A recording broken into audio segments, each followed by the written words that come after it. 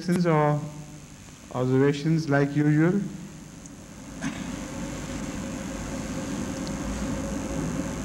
Rashid Sahab, I know you are ready to pounce upon this opportunity, but first let some others say their say. Please start, sir.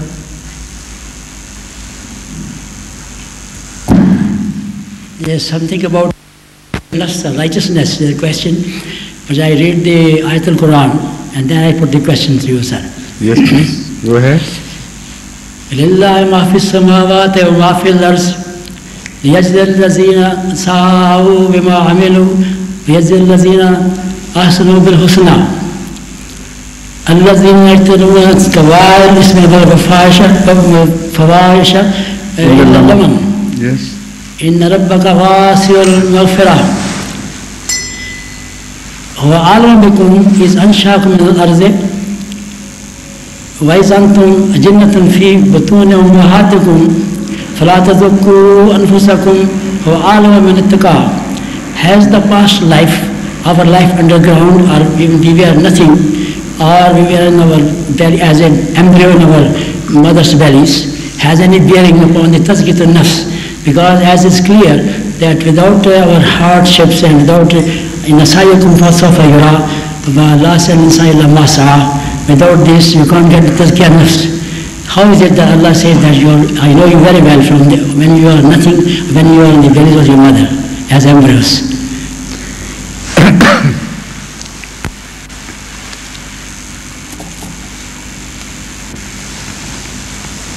The question which perhaps some others may not have understood,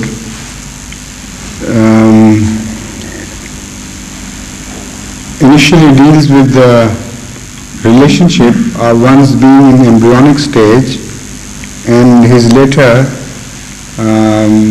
developing into a virtuous, God-fearing, righteous person.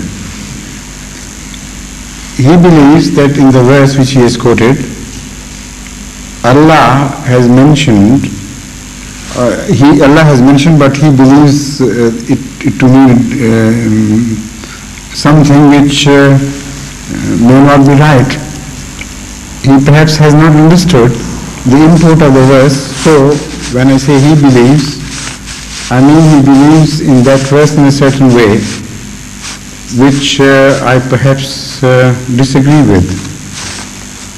He believes that Allah means that I know who among you is the righteous because I know you from the time of your being in embryonic stage, and because you were not righteous when you were in the embryonic stage, so I know you have developed into a wrong person, so no need of hiding anything from me. I mean, there was no occasion for you, no possibility for you. Now, if this is what the verse means, then of course the question would stand, how can one relate one's piety, one's righteousness with the embryonic stage where he has no control? Is evil bred into him before he is born, or righteousness bred into him before he is born?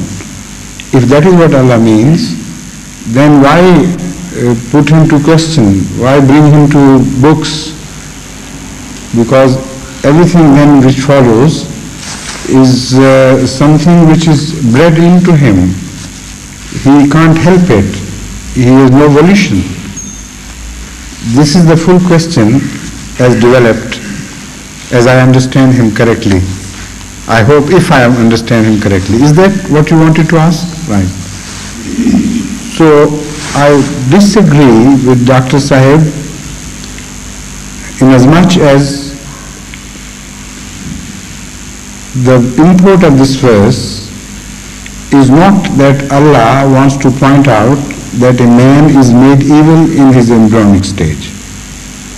This verse does not mean it at all. What it means is this, that Allah knows your making, your strengths and your weaknesses with which you are born. Because it is Allah's laws which govern all these things. Allah knows your limitations and your innate capabilities. Allah knows the extent to which you can do something. And Allah knows also your shortcomings, which are caused by your natural defects. Because Allah knows you right from the start of your making. So there are so many factors involved that the decision as to whether you should be declared to be righteous or not can only be made with a perfect being like Allah, who knows everything about you and the hidden capabilities as well as hidden defects. Because man is totally unaware of his own inner depths, of his own capabilities, of his own shortcomings. So it is very difficult for him to pass a verdict about himself and to declare confidently that he is a righteous person. This is the subject matter of this verse. Now, I have been rather brief in expressing this, so I'll have to dwell more upon this subject to make Dr. Sahib particularly understand what the import of this verse is. The subject being discussed here in the context where this verse lies is that for man to be perfect is very difficult. For man to fulfill all the commandments of Allah is very difficult. With some people who are born weak, it is difficult to avoid sin altogether.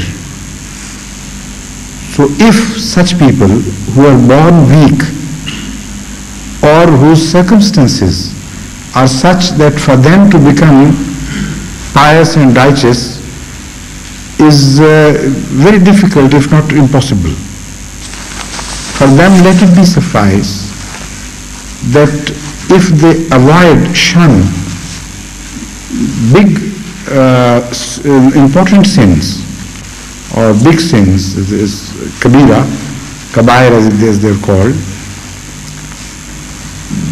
for them it will be acceptable by Allah. If occasionally they fall into pitfalls which do not lead them into big sins, but small follies here and there, which don't fall into the category of clear violations of Allah's dictates, such things will be overlooked by God. This is the subject being discussed. The following verse now explains why it is said that Allah knows you right from your embryonic stage. Because the following verse means Allah knows your weaknesses, to what extent you can carry out His commands, to what extent you cannot. And even you yourselves are not aware of your full inner capabilities and your shortcomings. So because Allah knows it, so Allah declares that even if you commit not big sins, but some oversights are committed by you, some small violations are made by you, then knowing your weaknesses, because Allah has given you this form, this creation, Allah would overlook these crimes, not crimes, but these small sins as we call them, or shortcomings. So the connection is made. Huwa alamu bimman ittaqa in this context would mean that for each individual the verdict of taqwa would be differently declared. A person may be born with high capabilities, with strong with strong force, let me say, with strong qualities to fight the evil, with strong qualities to do good deeds. If he commits a small sin, he cannot be declared muttaqi. Maybe, I'm talking of a possibility, he may not be declared muttaqi by Allah because he knows his inner capabilities as well. He knows he was born for higher things, and despite the fact that Allah had given him enough strength to fight out sin, he has failed. No man can declare this to him because people are not aware of one's inner beings. There are so many things hidden from the sight of ordinary human beings that they are not in a position to judge such a person. On the contrary, a person may appear to be a sinful person to a casual observer who does not know his inner shortcomings which are inbuilt in him. Mentally, perhaps he is incapable of understanding certain things. Physically, perhaps he is incapable of performing certain duties or avoiding certain sinful situations. There are people who are, for instance, if not totally mad, on the border of madness. There are people who are imbeciles, for instance. There are people whose concept of evil and goodness is not a very clear concept. Mentally, they are not capable of judging things. So all these things can be judged by Allah because He knows how a child is taking shape in his embryonic stage. Right from that time, He knows a person inside out. So maybe in the sight of other human beings, he is a sinful person, but in the sight of Allah, he is not a sinful person. Because within what was given to him, within his capabilities, he is performing better than people think. So the question of declaring who is pious and who is not becomes deeply involved and complicated. La tuzakku anfusahum does not mean only not declare yourself, your own self to be pious or righteous. It means don't declare each other to be righteous and pious. Anfusakum, la tuzakku anfusakum. Anfusakum applies to the society. This is why I thought of anfusahum. Anfusakum applies not only to those persons who are giving verdict to themselves, for themselves, but it applies to the persons giving verdict about others. And this is a general habit. You say he is a very pious man, he is a very muttaqi, righteous person, and so on and so forth. So, and this is generally discouraged because people don't know what sort of person somebody else is. You can hope for somebody to be pious, you can hope for somebody to be righteous, but you don't know so many other hidden factors. So you are incapable of giving a verdict on this in this regard. So this is a discouragement to be hasty in passing such judgments. Number one, about yourself, which is of primary importance, and number two, generally, to declare others to be pious and others or otherwise, because you don't know, Allah knows. So it's the lack of knowledge of hidden things within human beings which has prompted this declaration of Allah that what was the exact verse? What was the words? No, that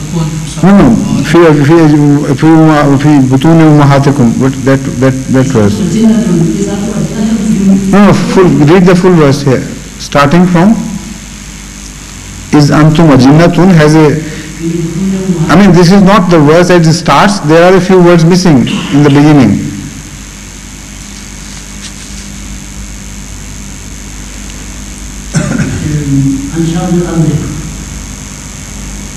Read the full verse from verse to verse. That's what I am requiring.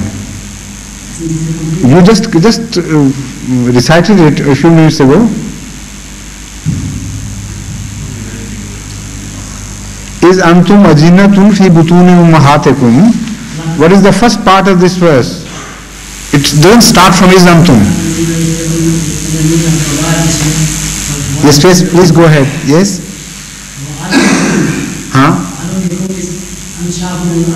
Yes? Yes. Huwa alamukum is anshaakum minal ardi ya fil ardi. Minal ardi. Huwa alamukum is anshaakum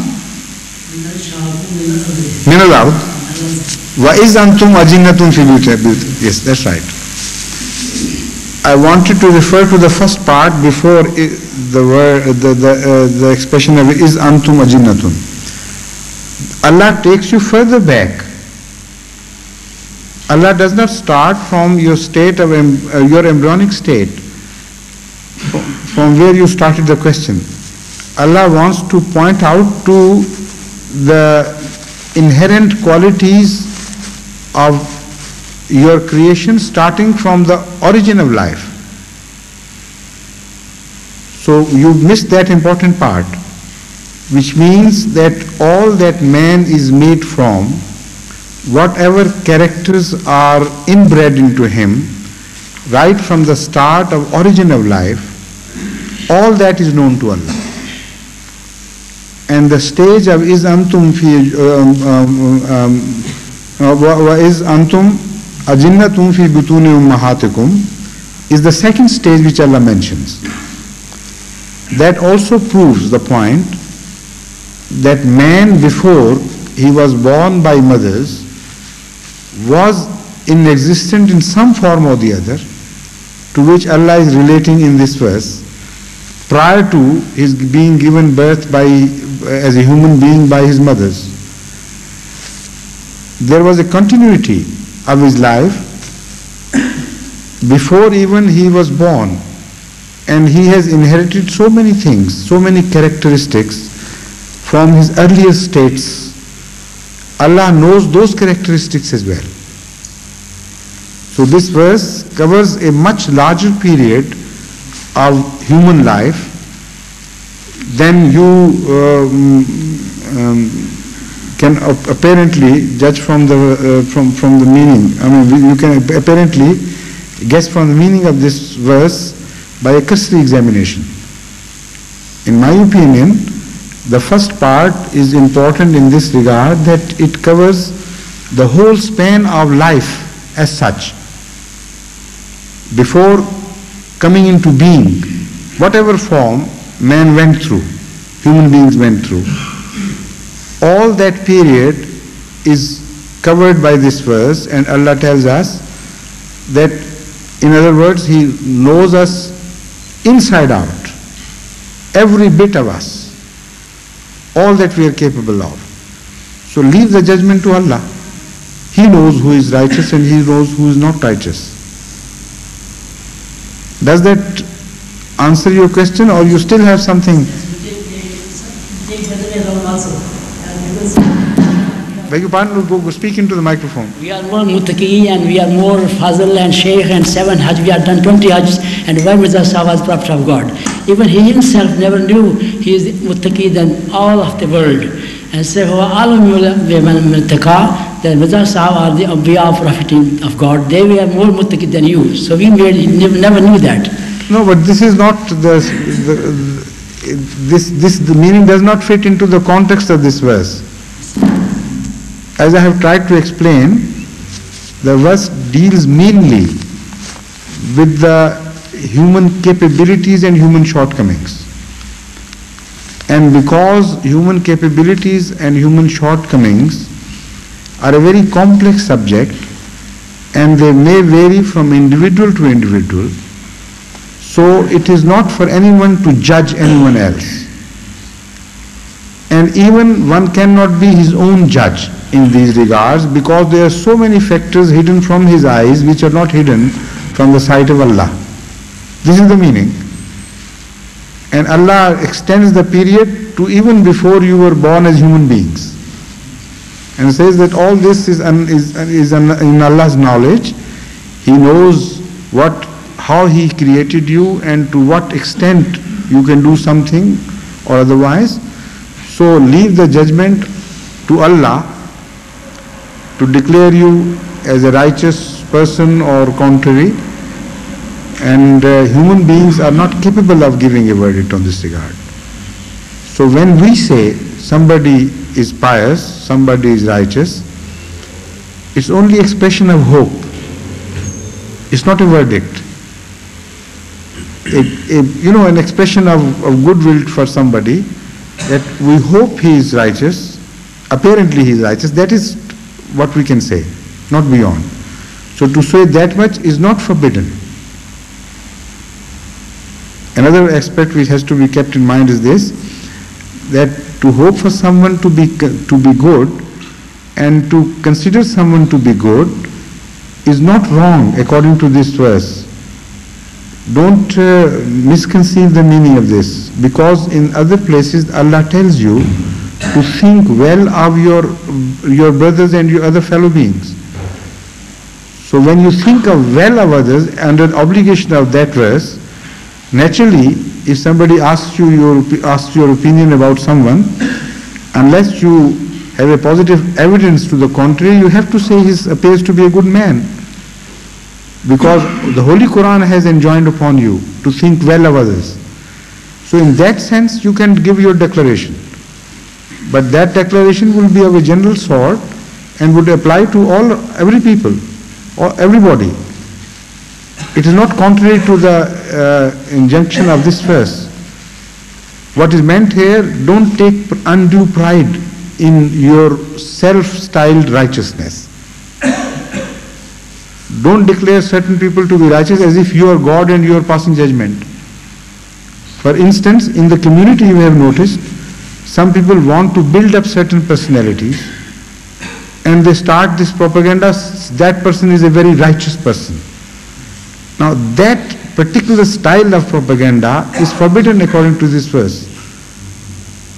They pass this verdict as if they were God. They knew that person is better than so many others, so he should be built and others should be brought down. That sort of thing is condemned in this verse. Not generally to say that somebody is good. Not to declare somebody good in one's innocence. Under the instruction that you should think well of others. So keep this in view, then you will understand the whole import of the verse. Right?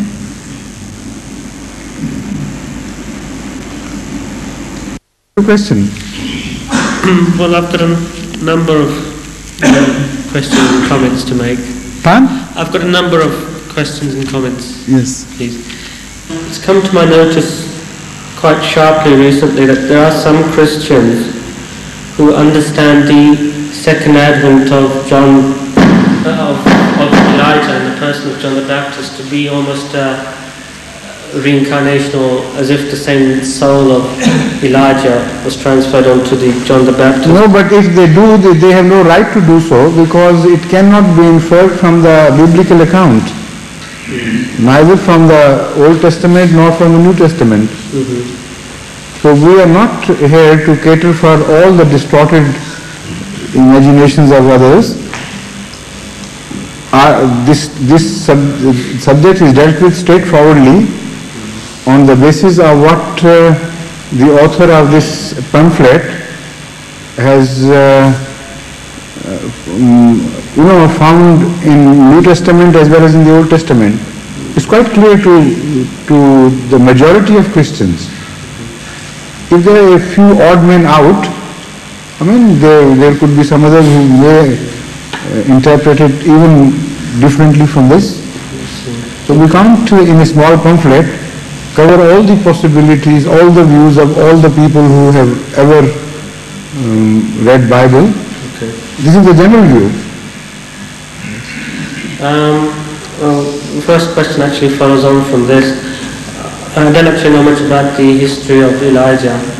I'm wondering, what is the connection between Elijah and John the Baptist? Why is John the Baptist supposed to be the second advent of Elijah? Well, that question is something which I never pondered over before.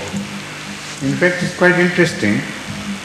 One should investigate into this. But unfortunately I didn't. Nor to my knowledge has anybody else mentioned this. We have to study the history of Elijah and the special circumstances facing him and the special purpose which he performed before we can give this verdict, and also we should study in more detail the history of John the Baptist. One thing is very clear anyway, that Elijah was supposed to come again to pave the way for the acceptance of Jesus Christ. Not Jesus Jesus is the personal name, I mean for the acceptance of Christ. So that is one particular purpose. So in that regard, if we further investigate, we may find that John the Baptist in his own time, Elijah in his own time, in his first appearance, did something of that sort, performed something of that sort. So he was chosen as a symbol for the same task to be performed later on in history by somebody else. So that could be a possibility, but I don't know yet, as I have not investigated. But somebody should remind me, you better remind me tomorrow, so that we can entrust this task with to somebody. Yes, please. Yes. So. Any other? Yes, I've got a couple more. So. From the same book, the explanation of objectives, right? Thomas Messiah. Yes. Now he mentions the Holy Trinity. Some more.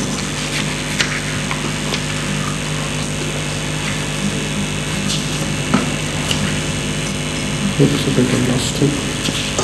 Well, perhaps I should ask my previous question, last question, then I'll have it for later. You remember last week discussing about the universe and everything? About the universe. Yes, that's right. Yes. And we came to the conclusion that the universe is probably everlasting and it repeatedly expands and contracts at least from a theological point of view. That should be the case. That the universe goes through the same process of ultimate destruction and a renewed regeneration. Is that what you mean? Yes. Yes, that's correct, yes. The thing that troubles my mind is that when you look at the rest of the works of God, you find that there is always, when something's repeated, that new creation is always more advanced than the previous one. It's more sophisticated, yes, more developed. Quite. Presumably, in this I would have the same characteristic that the new creation of the universe from the old one would be more sophisticated, more advanced than the previous one. Now, this is a very difficult question to answer, because if you work backwards, you would not like the answer, and the whole issue would become a reflection upon the creation of God.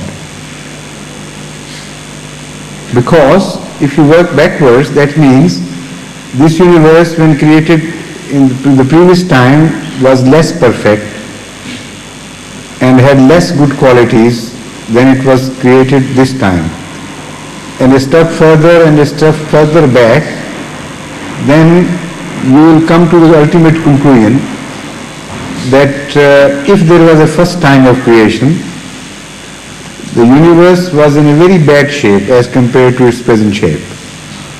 It was full of defects as compared to the present shape. And because you can't say apply a first time to the creation, because if you do that, then Allah seems to be idle before that. So because it has to be infinity on both sides, future as well as the past, so ultimately infinity multiplied by defects would become an enormity in itself. Unbelievable. So the statement should not be accepted in such simplicity that everything, every time the universe is created, it is improved upon. Every time you can say this, that every time the universe is created, it is perfectly created for the purpose, in relation to the purpose for which it is created. This is a correct statement. And this is a statement which can apply to eternity. Every time God creates anything, let's forget for the time being the universe, anything, He creates to a purpose. And that thing is perfectly situated to that purpose. So no objection can be raised to this equation. The moment you slip out of the four walls of this equation, then you will lead yourself into trouble. Okay. Right? Is it all? Well, there was a third question which I'll search for it just now. which you were groping for. Huh? Yes, I'll search for it just now. Okay, all right. Come back to it later. Who was there? Who else was there who wanted to ask a question? Somebody else raised his hand. Yes, Mr. Munir Dilbi, please. Assalamu alaikum wa rahmatullahi wa barakatuh. We know we have a saying by Prophet Muhammad sallallahu alaihi wasallam, says, "Muru awladakum bis-salati li-sab'a, wadribuhum 'alayha li-'ashr." First, I would like to know whether this saying is true, and if it is true, to what extent can we understand that beating of children may be useful in bringing them up, and whether this contradicts the verse, the understanding of the verse in the Holy Quran, "La ikraha fi din," because to teach us. Yes, explain. Please. Hazrat sallallahu alaihi wasallam has divided the period of teaching children and making them pray into three periods. Divided that period into three sub-periods. Number one, between age 7 and 10. Number two, between age 10 and 12, maturity. And number three, from then onwards. The Sharia becomes compulsory for a person after he reaches the age of maturity, not before that.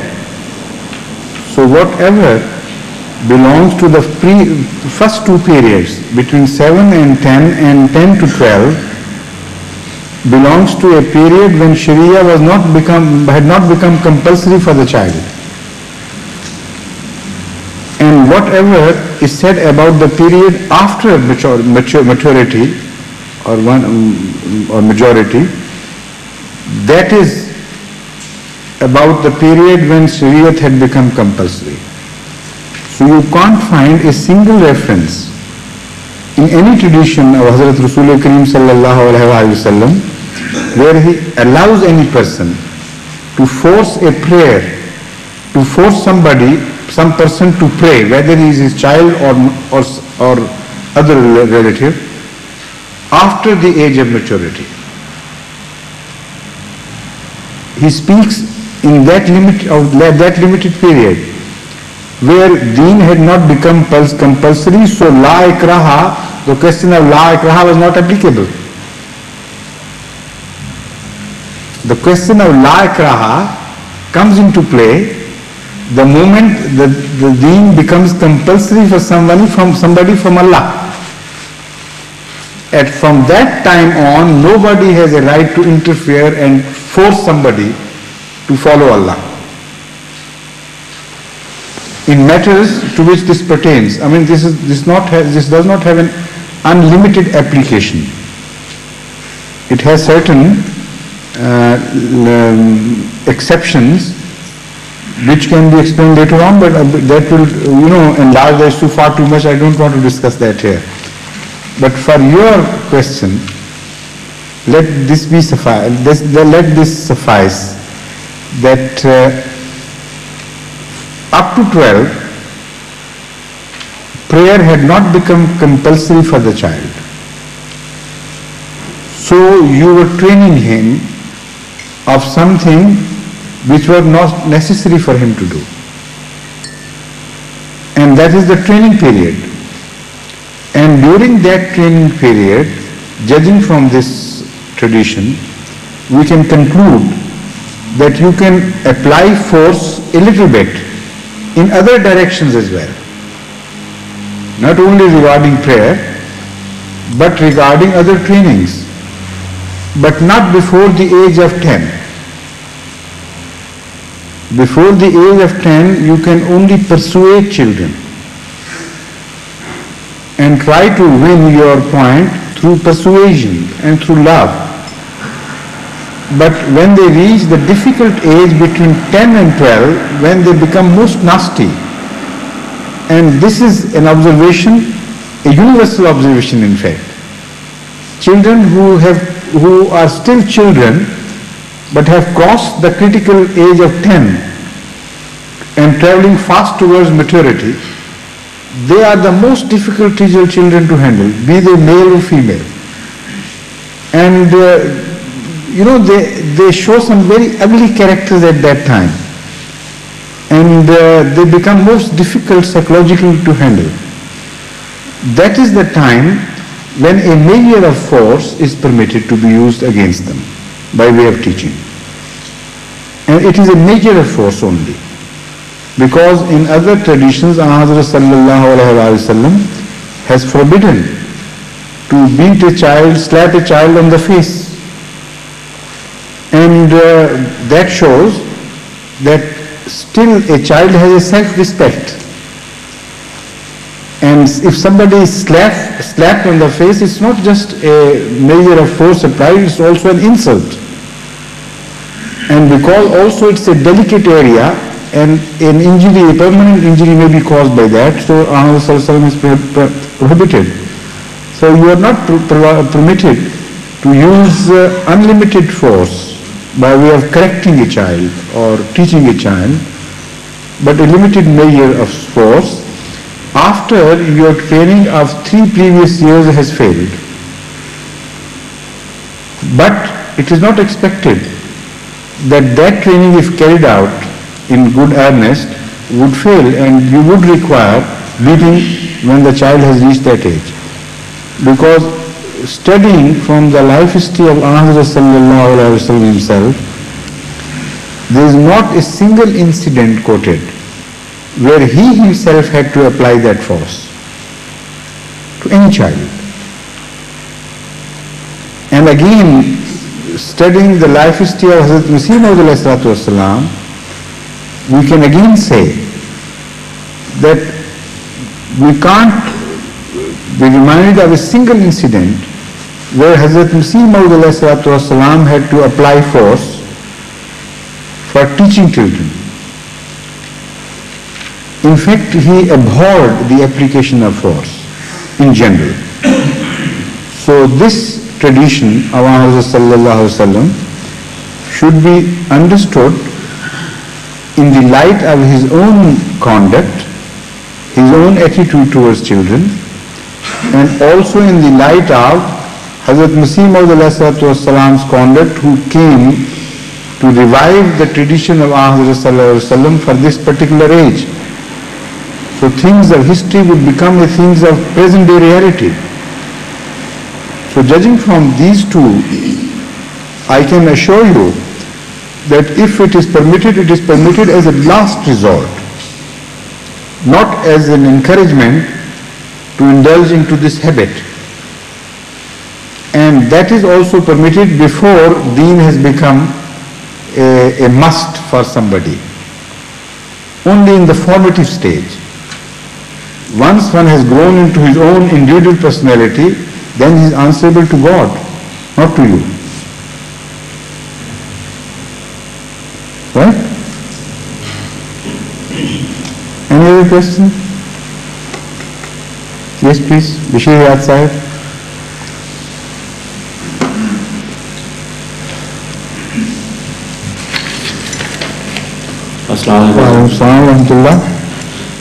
Our missionaries and workers are two types. One, those Waqfin Zindagi devoted their lives for the cause of Islam. Two, those who, although have not devoted their lives as such, but practically they also sincerely do their full efforts for the cause of Islam. Hazur most kindly advise us when and how this scheme of Waqfin Zindagi, devoting their lives, started in the Jamaat, and also who were the earlier persons to join this scheme for the cause of Islam and Ahmadiyyat, that is true Islam. Your question is only limited to the history of Ahmadiyya Waqf or to the history of the institution of Waqf as such? I can't quite follow. Do you want to ask about the institution of dedication of life as such and the history of the dedication of life, or you want to remain limited to its application to Ahmadiyya history? When dedication of life formally started in Ahmadiyya Jamaat and who were the earliest dedicators of their lives, is that the question? That is my question, Hazur, but if Hazur want to add... No, I don't want to. I always try to limit your question rather than to expand it. It's already quite, large in coverage. So, as far as I can remember now, I am quite certain that the very first person whom we can count among those who dedicated their lives was Hazrat Khalifatul Masih Awwal before he became a Khalifatul Masih Awwal. Hazrat Hakim Nuruddin Raziyallahu Ta'ala anhu.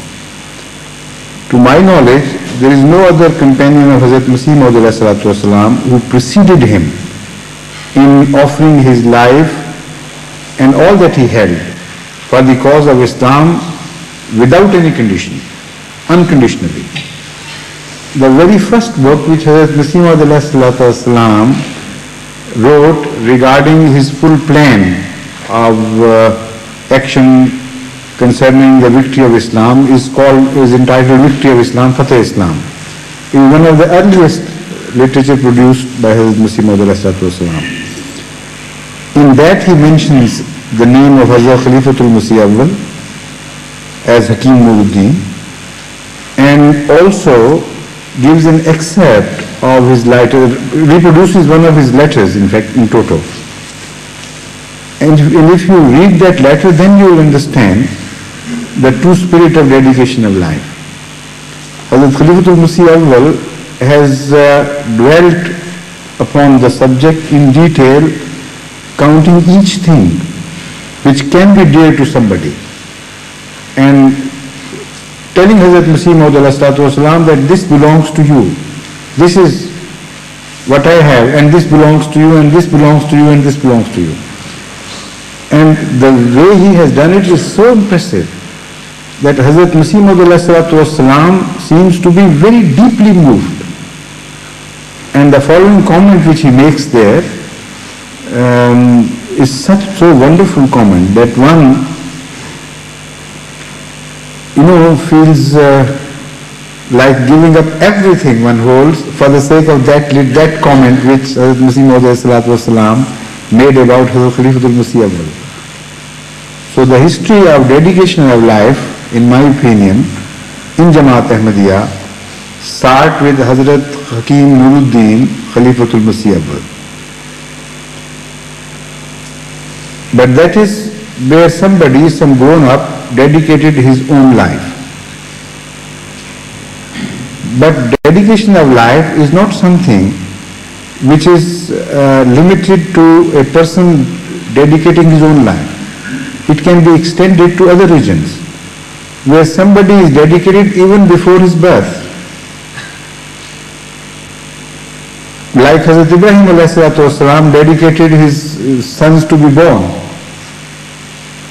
From that point of view, Hazrat Masih Maud ﷺ himself is the first who dedicated his son formally. No, he was first in that regard. In the other regard, of course, he dedicated his life for the sake of Allah entirely, totally. But that dedication is not what you have in mind. That is the dedication of a prophet, of course. You are thinking perhaps of other people lesser than prophets who dedicate their lives. So this is why I mentioned Khalifatul Masih Awwal.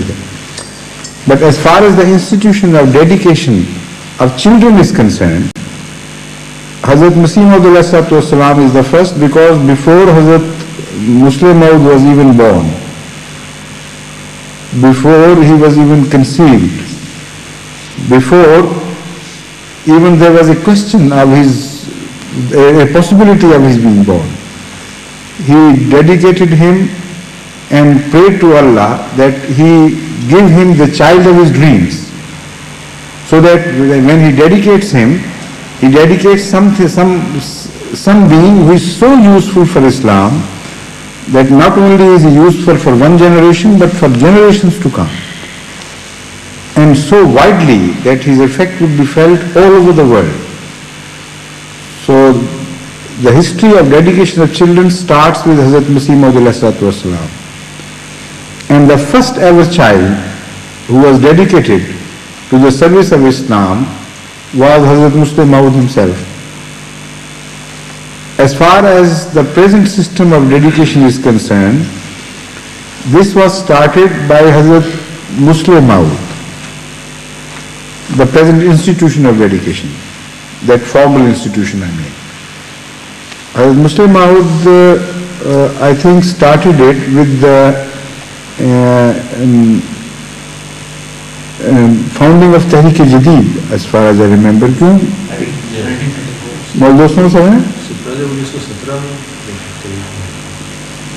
In 1917, Hazrat Muslim Maud did not found this institution, I understand.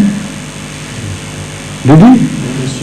It was a temporary, It was a temporary waqf of some sort. For instance, he would say, I want somebody to devote himself to go to Moscow or some other country, city or land for the sake of the spread of Islam. That was in general, but it was not institutionalized.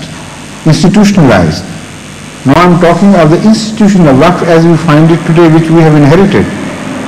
That started, to my knowledge, with the inception of Tehreek-e-Jadid, Anjuman Ahmadiyya. My recollection is a little different. Yes, please. I think it happened... Go to the microphone and then record your recollection. Huzur, my recollection is a little different. I think it happened soon after the demise of Hazrat Tahir. How? No. Soon after? Yes, Huzur. No, it was with Tehreek-e-Jadid, I suppose. No? No, Huzur. I have a recollection. I think your recollection is not trustworthy, unfortunately. Because Darul Mujahideen was already in operation for many years during the life of my mother.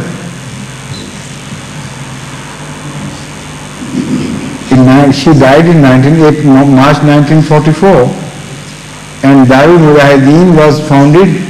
Yes, sir, you're right. Of course, yes. Yes. I know of people who were there for 7 years and they came out in 46. Exactly. So it was right. Just before the beginning of the war. So that started with Tehreek-e-Jadid, in fact. After that, in 34. So Tehreek-e-Jadid was founded in 34, so naturally it is 34, yes.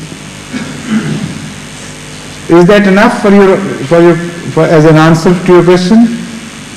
Or you wanted to find out something else as well? Yes, it's enough. Thank you, Jazakumullah. But your tone has some reservations. As far my question is concerned, this is answered all right. But as far as what else is concerned,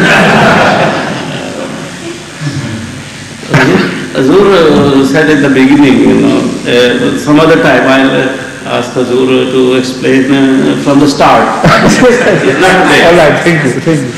Thank you for this kindness.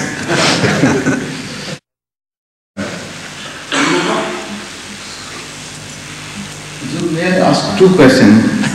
Yes, One always do I know. Is about the names which I was just thinking. About the names of the prophets.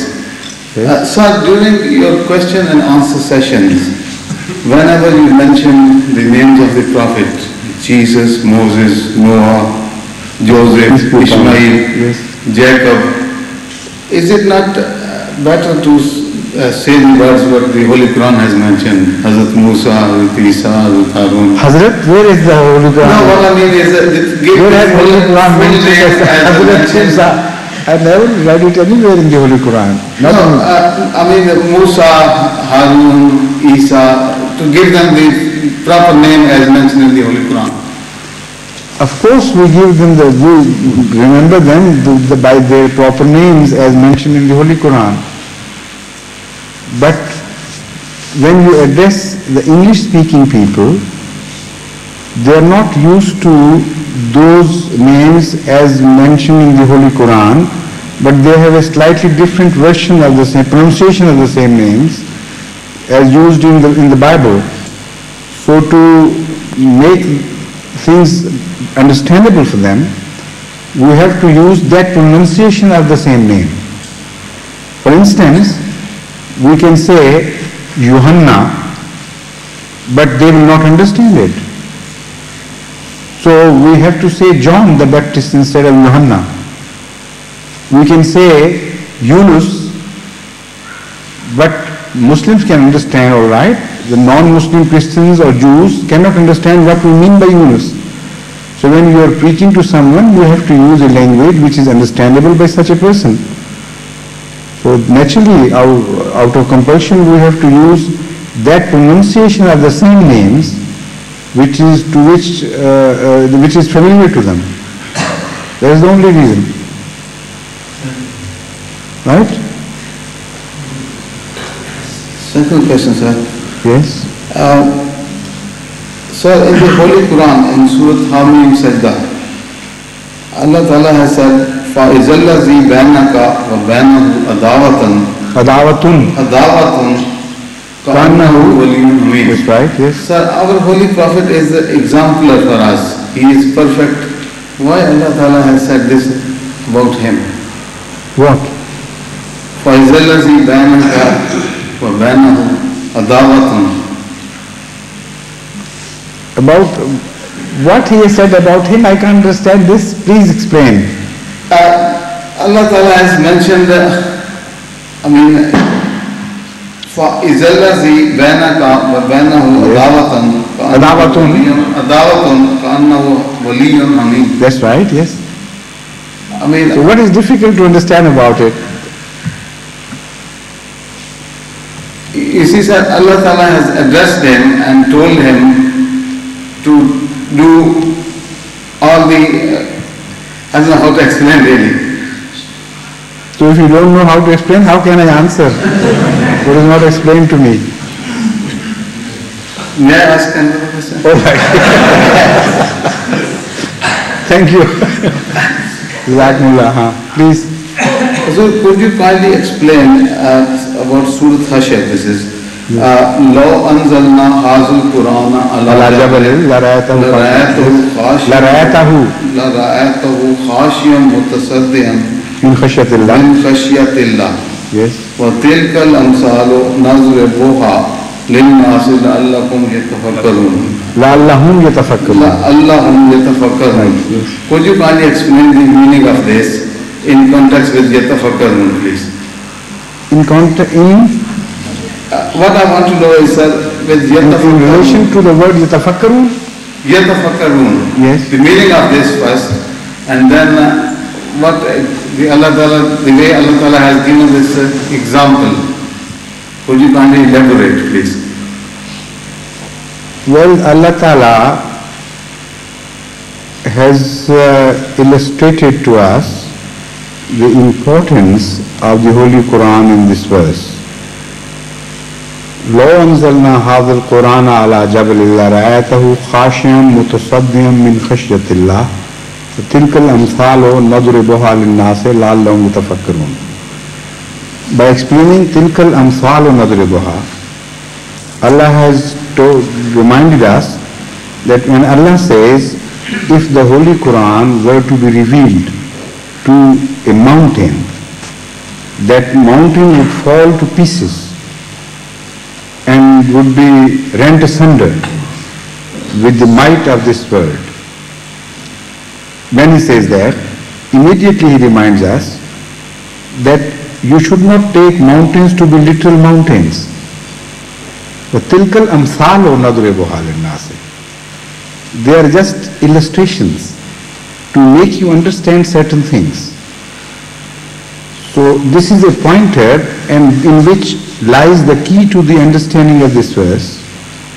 Yatafakkarun means to ponder over a question, to think, to delve deeper into the meaning of a thing, and to find out the true underlying meaning of a certain declaration or a situation maybe.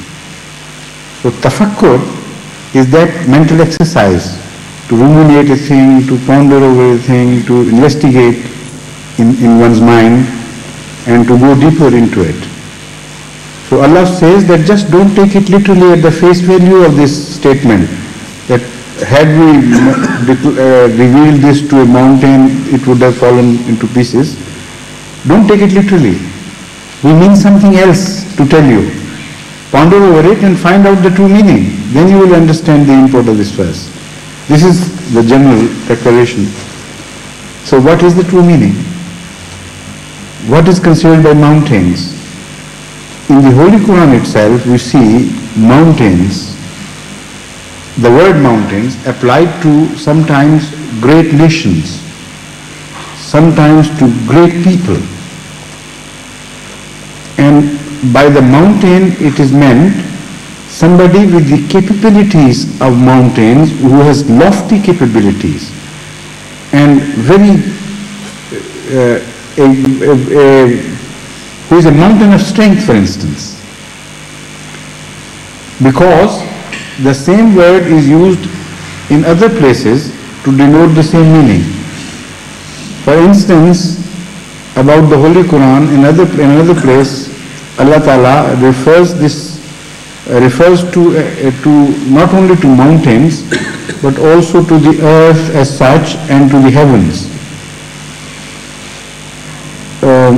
إِنَّا عَرَضْنَا الْأَمَانَةَ عَلَى السَّمَاوَاتِ وَالْأَرْضِ وَالْجِبَالِ فَأَبَيْنَ أَنْ يَحْمِلْنَهَا وَأَشْفَقْنَ مِنْهَا فَحَمَلَهَا الْإِنسَانُ إِنَّهُ كَانَ ظَلُومًا جَهُولًا. So you consider the mention of mountain there, it's not only a mountain but also the heavens and earth, all are mentioned there. And then the issue precipitates to one thing, that all the creation was incapable of carrying the load of the Holy Quran except one man, that was Hazrat Muhammad Mustafa sallallahu alayhi wa sallam. So by mountains, Allah means somebody with huge potentials, with immense powers, who stands out among men as a very lofty person. So again, about the nations, the same word mountain is used elsewhere in the Holy Quran. So here it means that لو أنزلنا هذا القرآن على جبل لرأيته خاشعا متصدعا من خشية الله. If Allah had revealed this word to such people whom you consider to be mountains of strength according to your judgments, according to Allah's verdict, such worldly people of huge stature and lofty personage, would have been totally incapable of sustaining the responsibility, of carrying the responsibility of this book. Only Allah's Prophet, Allah's chosen one, Hazrat Muhammad Mustafa sallallahu alaihi wasallam, is capable of fulfilling the obligations and yet not breaking down. That is one general declaration. And the second one is that it takes you back to the time when Moses demanded from Allah a full face-to-face interview, a full revelation of Allah's beauty to him. There, what happened according to the Holy Quran was this, that Allah told him categorically, you are incapable of tolerating that full revelation of Allah, that full unveiling of Allah's beauty. Yet if you want it to be demonstrated, Allah would show you by way of illustration that if He reveals some of His powers upon a mountain, the mountain would shatter before your eyes to pieces. So that was the first demonstration given to Hazrat Moses. Now whatever happened at that time, we don't know the inner nature of that thing, but we know that some manifestations of Allah's power were revealed, and literally the mountain broke down to pieces. And Hazrat Musa alayhi salatu wassalam fell down unconscious. So I understand by that this verse refers to that incident. لو أنزلنا هذا القرآن على جبل لرأيته خاشعا متصدعا من خشية الله. As it has actually happened before in the time of Moses. Moses wanted a full revelation of Allah's beauty to him, as he was told previously that Hazrat Muhammad Mustafa sallallahu alaihi wasallam was to be shown that full revelation. And Moses, being a very special lover of God, from that moment when he was revealed by Allah, this was revealed to him by Allah, that a great prophet is about to be born who will have the full manifestations of Allah's tributes, started itching, or let's say, that use a better expression, started envying that moment and yearning for being that prophet to whom Allah would manifest His full beauty. So he could not wait long, and for long. He became impatient enough to ask Allah that very particular question. He begged Him that you have shown me your face, yes, but not that face which you have reserved for the great prophet about whom you have informed me yourself. So arani here means show me that face of yours which you have kept from me for a greater prophet to be born later on. I will not rest satisfied until I have seen you fully in that as we call jalwa, or that manifestation. So Allah told him that physically he was weak. It is no injustice that was being done to him. Physically he was not strong enough in moral texture, in spiritual texture. He fell much shorter in stature than the prophet to come. So if Allah showed that full revelation to him, he will not be able to tolerate it. He will, go into smithereens, shatter into smithereens. And that to illustrate to him, Allah showed some power. That was not a revelation of the Quran, of course, but some power to a mountain to illustrate that there are certain powers and certain capabilities of everything which is created. If you overload it, that that particular thing will break down. So the mountain has also a certain capability of tolerating certain strength or forces. Allah revealed to the mountain more than what the mountain could tolerate, and it got shattered into pieces. That was just an illustration. That doesn't mean that the Holy Quran itself was being revealed to the mountain. So this verse which you have pointed out takes us back to that time when it was illustrated that people who are unworthy or less capable of certain things, if they are bestowed upon them, these things then it is not to their good but for their destruction. So remain within your own capabilities, within your own capacities. لَعَلَّهُمْ يَتَفَكَّرُونَ. This is an illustration given by God for pondering over this question. And when you ponder over this question, then you come to realize the greatness not only of the Holy Quran, but also of the recipient of the Holy Quran. You see, this is how the great stature of Ahmad sallallahu alaihi wasallam is also revealed to us. On the one hand, the Holy Quran is such a great book, as no one was born before Ahmad sallallahu alaihi wasallam who could receive this revelation and fulfill the obligations.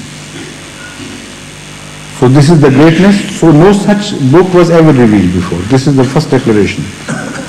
And secondly, no such man was born ever before who could receive such a revelation. So in a nutshell, this is the subject discussed. But if you, as I have already pointed out so many times, verses of the Holy Quran have many meanings and many depths. If you ponder over them later on in some other frame of mind, being in another frame of mind, new meanings can be revealed to you. So yatafakkarun is a constant process. This I want to point out. Yatafakkarun means that if you reach a meaning like I have, don't think that that is all I have got, encompassed the whole verse. Yatafakkarun is a constant process. As the people go on considering over, pondering over this question, new meanings may be revealed to them. So it's an unlimited source of treasure. Yes, please. Concerning the verse وَحَمَلْهَا الْإِنسَانُ إِنَّهُ كَانَ ظَلُومًا جَهُولًا, you mentioned that this insan is Muhammad sallallahu alaihi wasallam. But how can we understand that the continuation is إِنَّهُ كَانَ ظَلُومًا جَهُولًا? Yes, we can understand. You know, Zaloom is the Sira Mubalgha for the word Zalim, which means one who is extremely cruel. Zalim means cruel. Zaloom is who is not only extremely cruel, but it has also a quality of sifat mushabba, of constancy about it. He is not cruel occasionally, but it is his second nature to be cruel.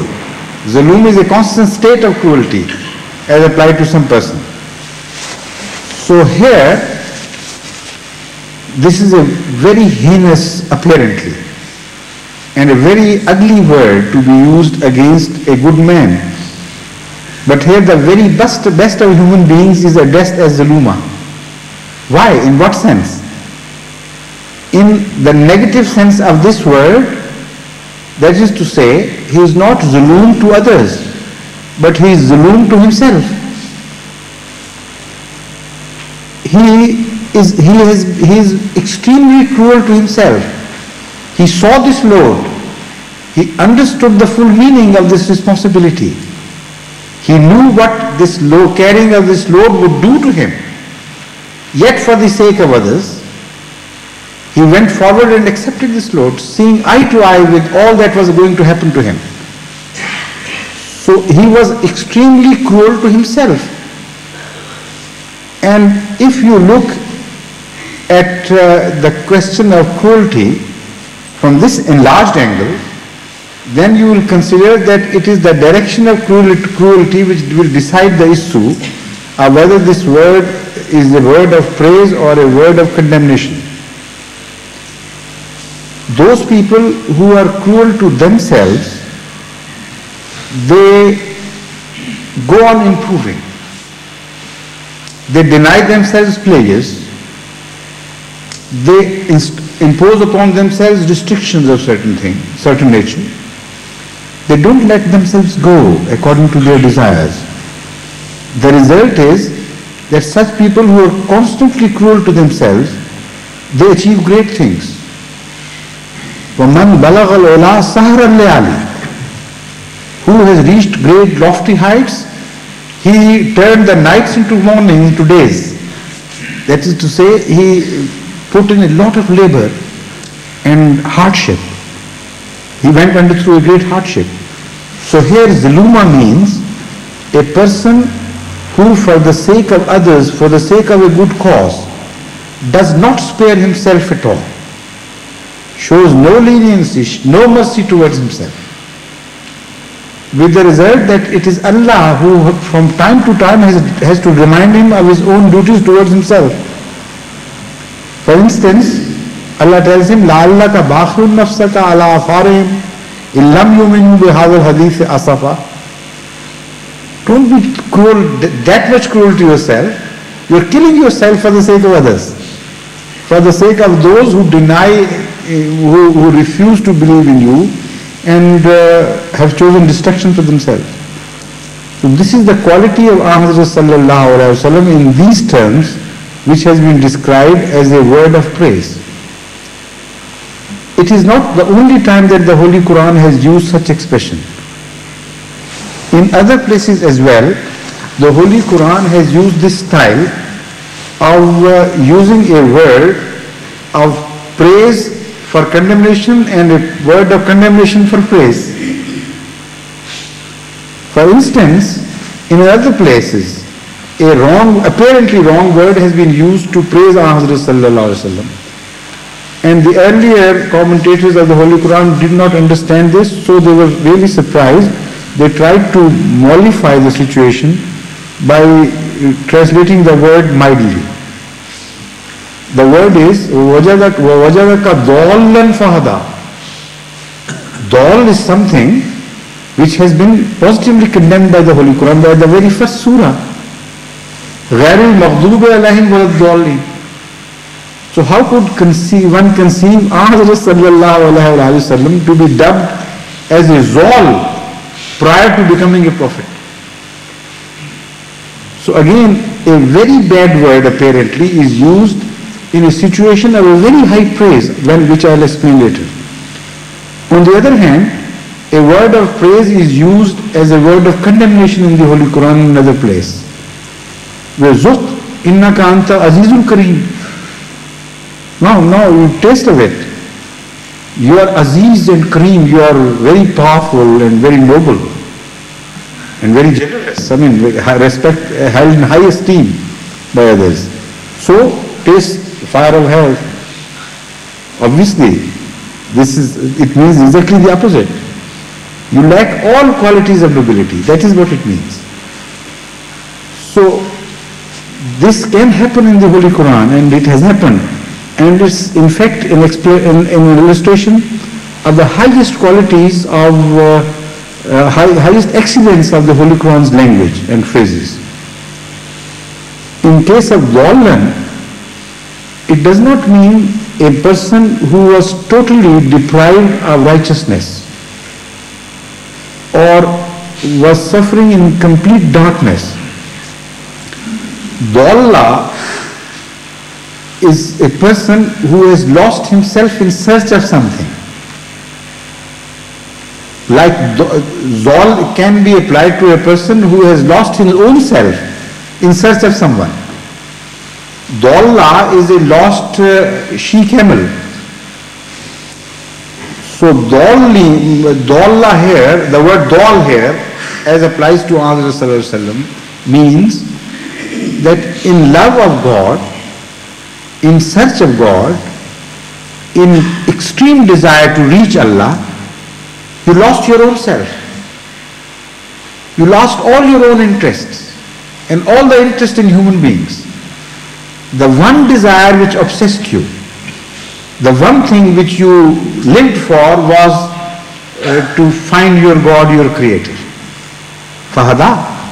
As a natural result of this, as a consequence of this, as if in answer to this unsaid prayer in which you are living in a state of prayer, Allah showed you the right guidance of the same quality, of the same standard as you were searching for. Because you were dull in His way, in His search, and you had reached the very ultimate limit. So Allah gave you a hadayah of the ultimate limit, corresponding to your being dull. So now you understand the word dull. It is used in the highest praise. Similarly, the word zalim, when applied not to the others, but to one's own self, acquires a very different meaning. Because the Sharia was very difficult. Because it was so onerous a burden, as was refused outrightly by other great people of the world, that is to say, people belonging to heavenly domains, people belonging to the earthly domains, people who acquire a lofty stature among men. All such people were inherently incapable of receiving this revelation and discharging this responsibility. This is what it means when it says that it doesn't mean that it was actually revealed to these people. It only means if it had been revealed, if they were given a choice, this would be their attitude. Allah knows it. But there was one man who understood the full meaning of this responsibility, yet accepted it. He was very cruel to himself.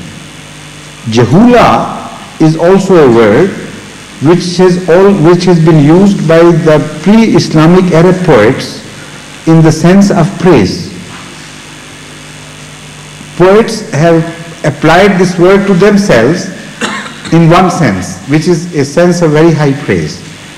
They say, when we decide to do this, we'll do it, regardless of consequences. They warn others, such poets. Yes. This is Imra al-Qais, isn't it? Imra al-Qais? I say this is Imra al-Qais. Yes. Qasida, yes.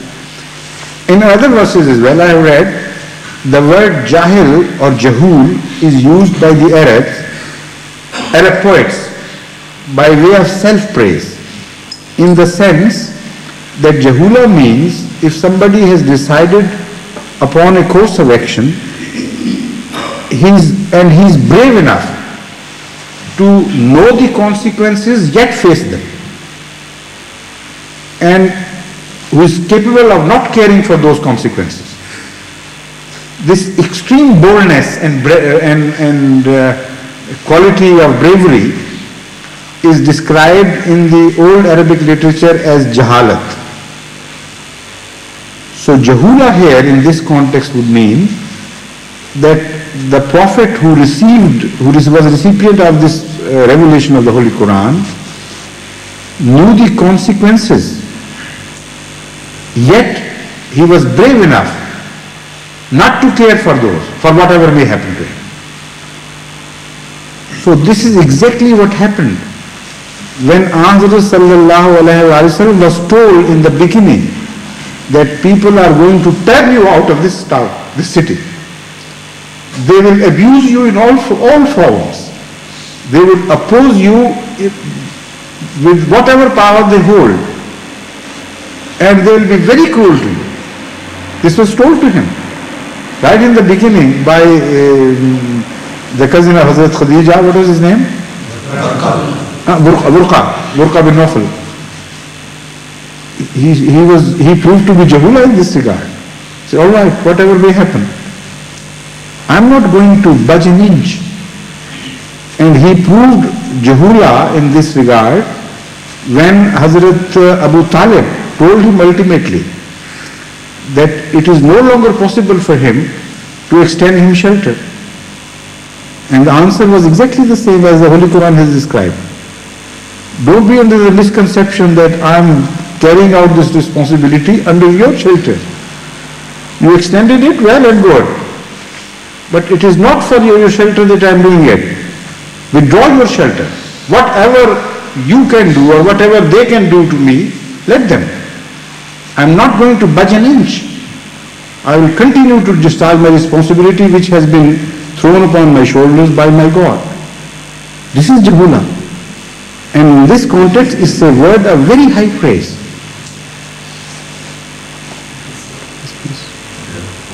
We used to understand another meaning for this verse, that amana here was meant to be a taklif to humanity, human beings, the sharia, taklif of sharia.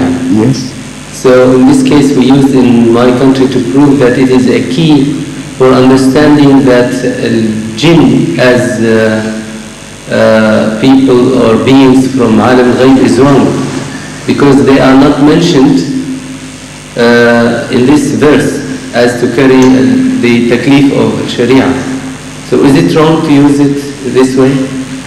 This is again, the whole attitude of considering sharia as a taklif has been rejected by the Holy Quran and condemned. Taklif in this sense as something which puts somebody to difficulty is not the purpose of sharia at all. La yukallifullahu nafsan illa wusaha. So the question of taklif does not come in.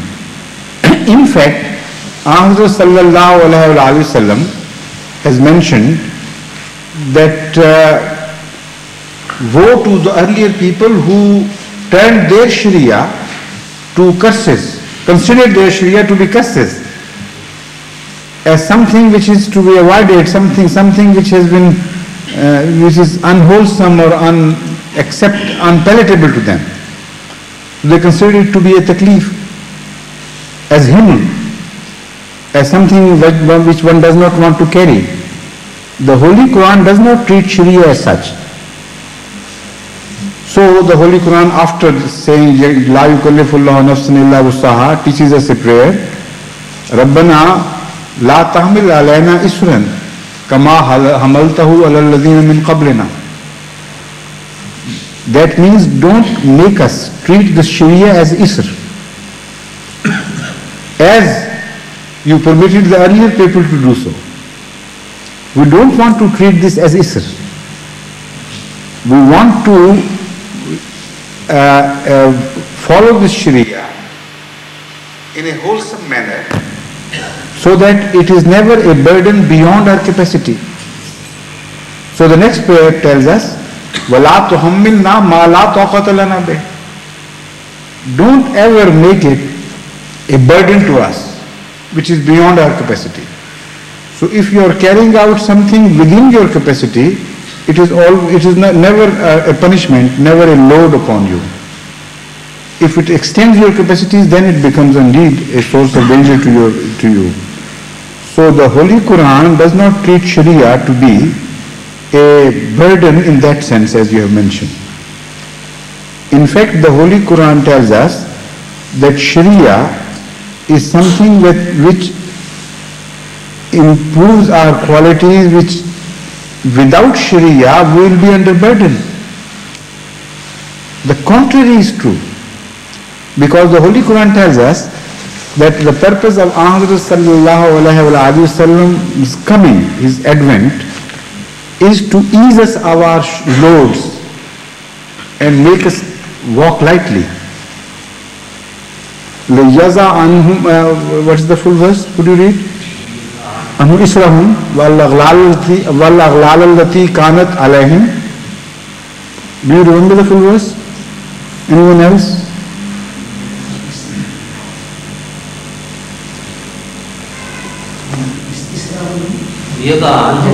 That I have recited. What is the full verse prior to this? Wala al-aghlal allati kanat alayhim. No, this verse I have started from the middle. The previous part tells us that the object of sending of this Prophet Hazrat Muhammad Mustafa sallallahu alaihi wasallam is described here, here as the number one, لَيَضَعَ عَنْهُمْ إِسْرَهُمْ. They are already under burden of certain loads. So Hazrat sallallahu alaihi wasallam has come not to add to that burden, but to remove that burden. So how could Sharia which he brought be treated as a burden? It would be contradictory to the purpose of his coming. The purpose of Sharia is, which he has brought, is not to add burden to human beings, but to remove burdens from the shoulders of human beings. That is to say, according to the Holy Quran, it is lack of Sharia which is a burden on society, which is a burden on human beings. So by the revelation of Sharia, that load is taken away from our shoulders. وَالْأَغْلَالَ الَّتِي كَانَتْ عَلَيْهِمْ. People think that Sharia is restrictive. It imposes so many restrictions upon us. While according to the Holy Quran, the lack of Sharia is restrictive.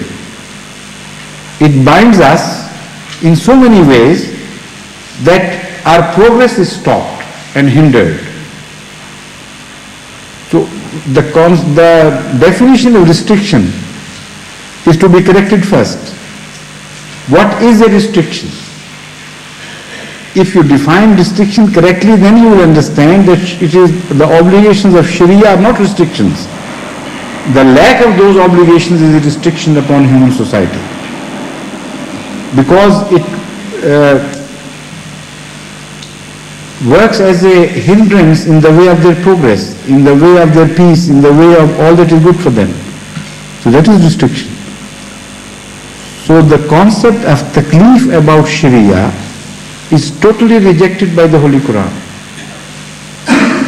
So the word amana cannot be explained in those terms. The word amana only means that when a prophet is revealed a law, a book, that thing is a amana with him to be conveyed to the rest of the people. In this sense, the ameen of the highest quality is chosen from among the people. An ameen is a person who neither adds something from his own nor subtracts something from the thing which is delivered to him as amana. So here amana means whatever has been revealed to him, he has totally and entirely conveyed it to you in exactly the same way. He has neither added upon it nor subtracted from it. So this is the amana of Sharia, which has been revealed to so many other prophets earlier. But the extent of this amana, the scope of this amana, the responsibility of this amana was not as great as the responsibility with regards to the Holy Quran.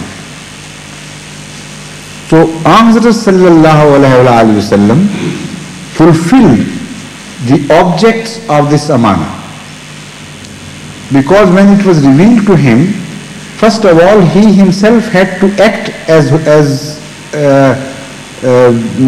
required in the Holy Quran for human beings to act. And he had to become a living Quran. That was a very big task. Not in the sense of that burden, but in the sense that if you want to reach some heights in any human trade, you have to go through a lot of labor. Sharia is a burden, is a completely different thing. Now here, when I refer to a difficult task, I don't mean a burden in that sense in which some people consider Sharia to be a burden, and the Holy Quran rejects it.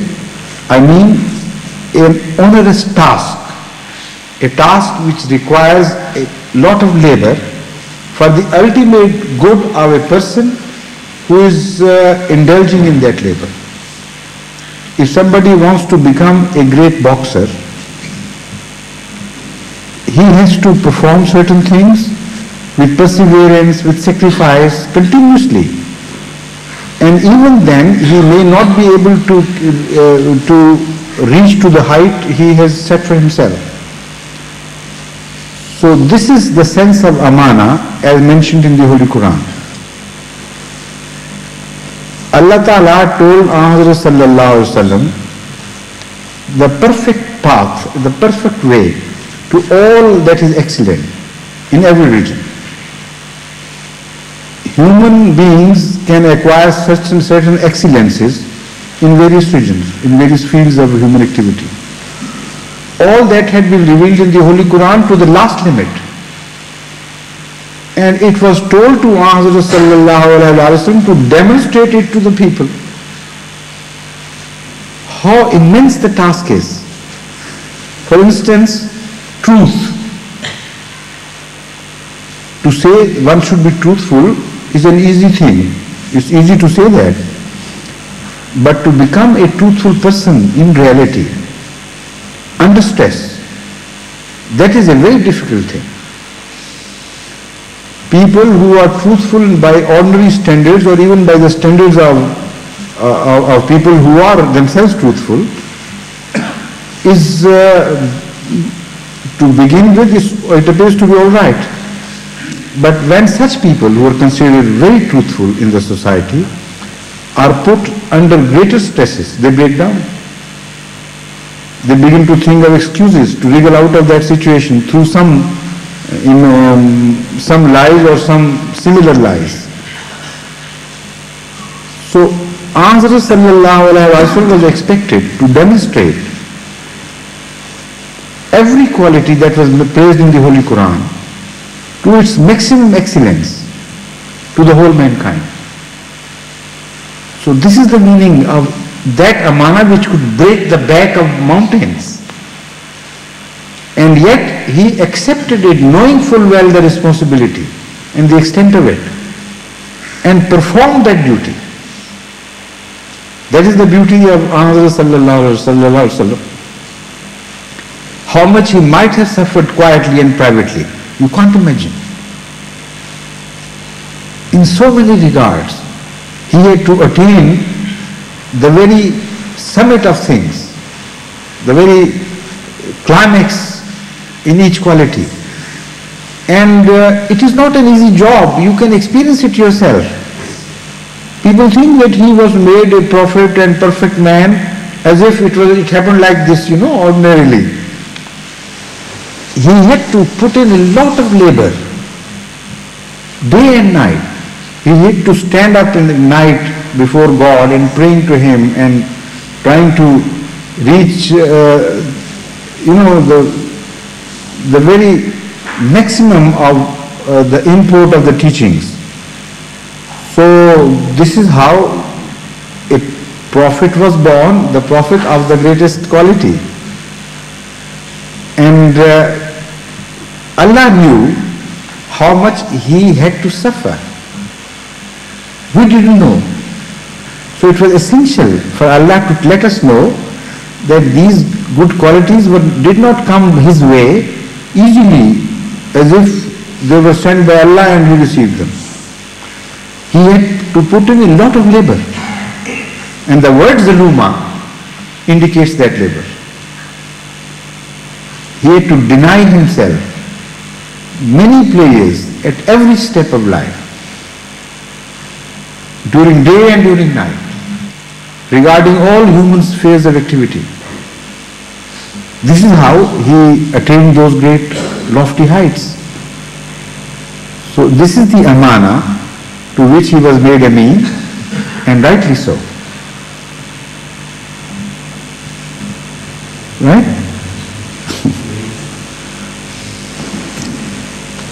Already we have overshot the time fixed, generally fixed, not exactly, but generally fixed for such sessions. We consider the last limit to be 9 o'clock. Already it is 20 minutes past. So I hope nobody would mind if we call it a day. Alright? If you have any other questions, you can wait till tomorrow, Mr. Abdul Rashid sir. Alright? Because I feel signs of tiring on some faces. Assalamu alaikum.